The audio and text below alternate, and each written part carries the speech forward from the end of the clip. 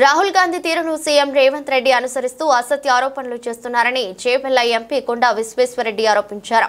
కేంద్రం ఇచ్చే నిధులతోనే రాష్ట్రంలోని మున్సిపాలిటీలు, గ్రామ పంచాయతీలు నడుస్తున్నాయని అన్నారు.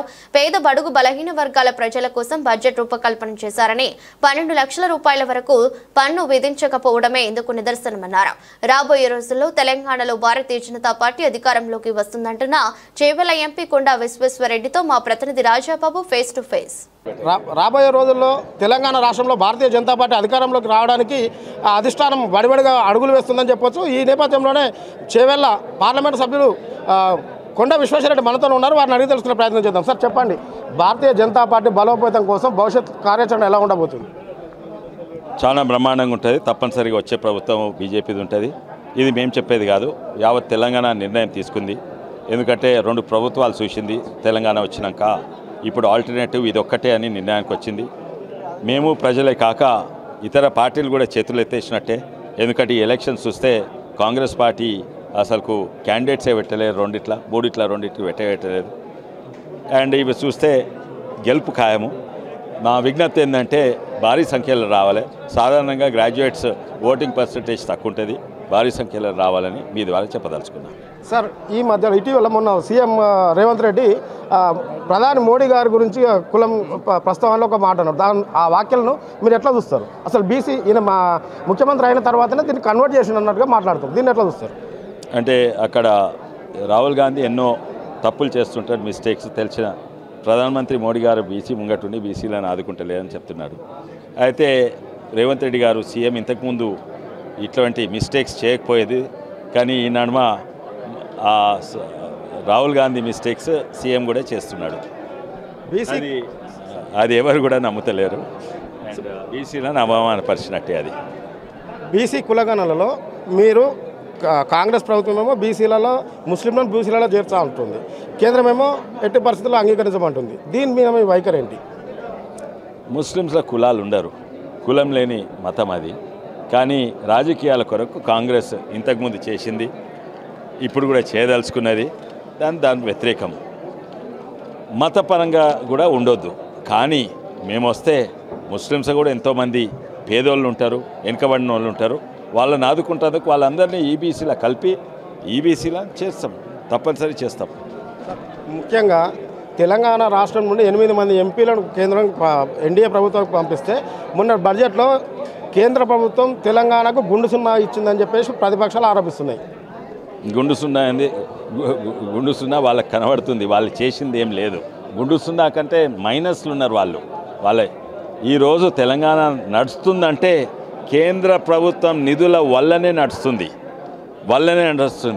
ఇంతకుముందు సంఖ్యలు కూడా చెప్పిన, రైతులను ఆదుకుంటుందంటే కేంద్ర ప్రభుత్వమే.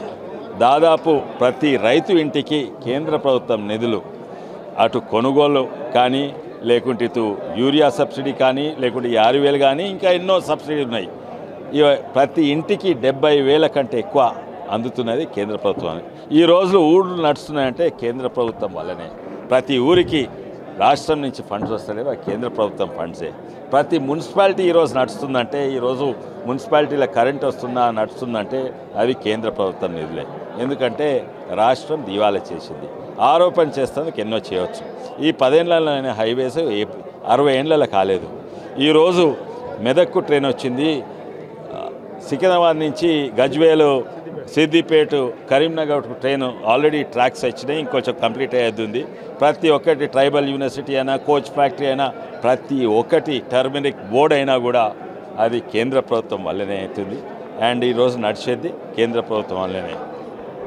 స్థానిక సంస్థల ఎన్నికలలో మీ కార్యాచరణ ఎలా ఉండబోతుంది?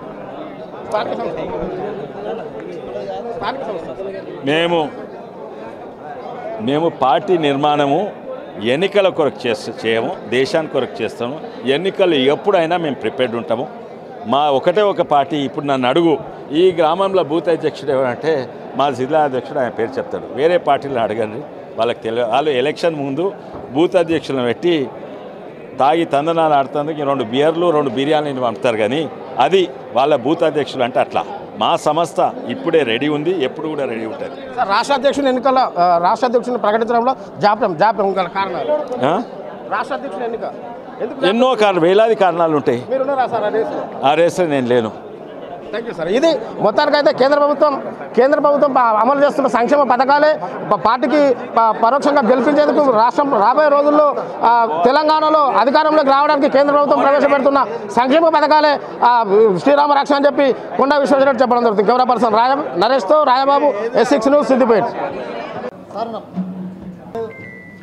ఎలక్ట్రానిక్ మీడియా మిత్రులకు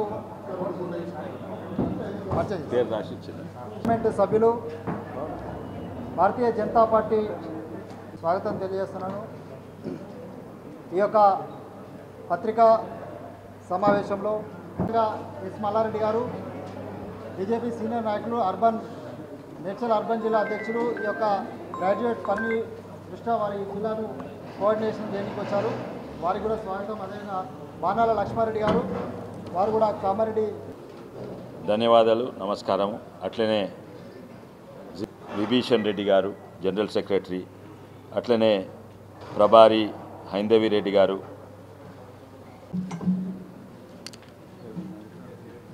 ఏదైనా అడిగేది ఉంటే అడగవచ్చు. అంతే. January 30th ఆయనకు చేరింది ఇది ఈ ఎలక్షన్స్ అనౌన్స్ కాకముందే చేరింది. సో ఇది అయితే తప్పనిసరిగా